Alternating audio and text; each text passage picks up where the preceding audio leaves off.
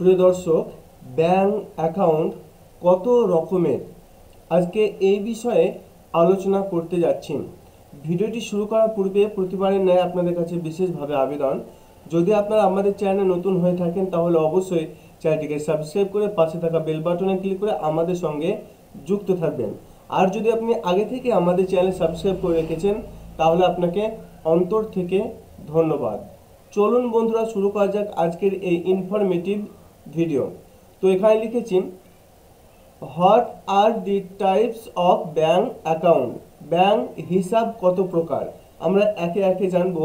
যদিও আপনাদেরকে বলি 11 রকমের ব্যাংক অ্যাকাউন্ট রয়েছে এবং এই 11 রকম ব্যাংক অ্যাকাউন্ট সম্পর্কে আপনাদের সামনে বিস্তারিত আলোচনা করতে যাচ্ছি।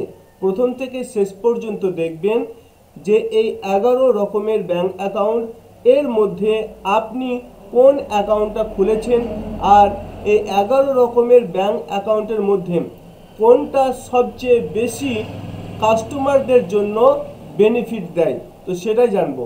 তো দেখতে পাচ্ছেন, আমরা প্রথমেই দেখতে পাচ্ছেন বিভিন্ন ধরনের ব্যাংক অ্যাকাউন্ট রয়েছে। প্রতিটি বিভিন্ন আর্থিক প্রয়োজন মেটানোর জন্য ডিজাইন করা হয়েছে।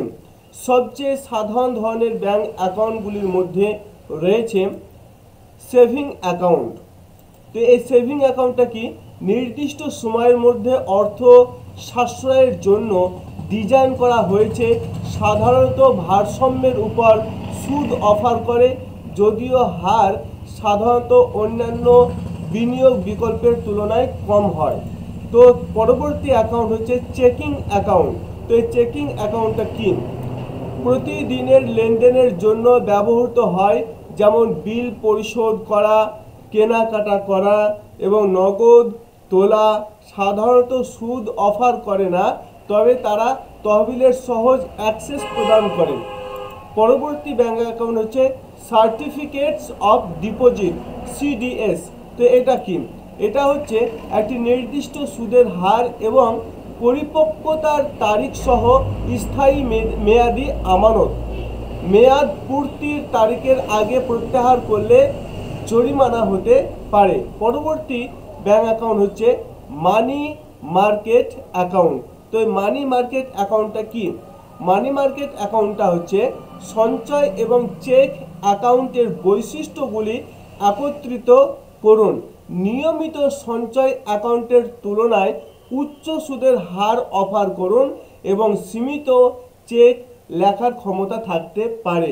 পরবর্তী অ্যাকাউন্ট হচ্ছে ইন্ডিভিজুয়াল রিটায়ারমেন্ট অ্যাকাউন্ট, যেটাকে সংক্ষেপে বলা হয় IRAS। এটা কি, এটা হচ্ছে ব্যক্তিদের অবসর গ্রহণের জন্য সঞ্চয় করতে সাহায্য করার জন্য ডিজাইন করা বিশেষায়িত অ্যাকাউন্ট। বিভিন্ন প্রকারের মধ্যে রয়েছে ঐতিহ্যবাহী IRAS এবং ROTH IRAS। প্রতিটিতে অনন্য করের প্রভাব রয়েছে। পরবর্তী অ্যাকাউন্ট হচ্ছে জয়েন্ট অ্যাকাউন্ট। এই জয়েন্ট অ্যাকাউন্টটা কি, দুই বা ততোধিক ব্যক্তি দ্বারা অধিষ্ঠিত তাদের অ্যাকাউন্টের দায়িত্ব ভাগ করার অনুমতি দেয়। সাধারণত দম্পতি বা পরিবারের সদস্যদের দ্বারা ব্যবহৃত হয়। পরবর্তী অ্যাকাউন্ট হচ্ছে বিজনেস অ্যাকাউন্ট।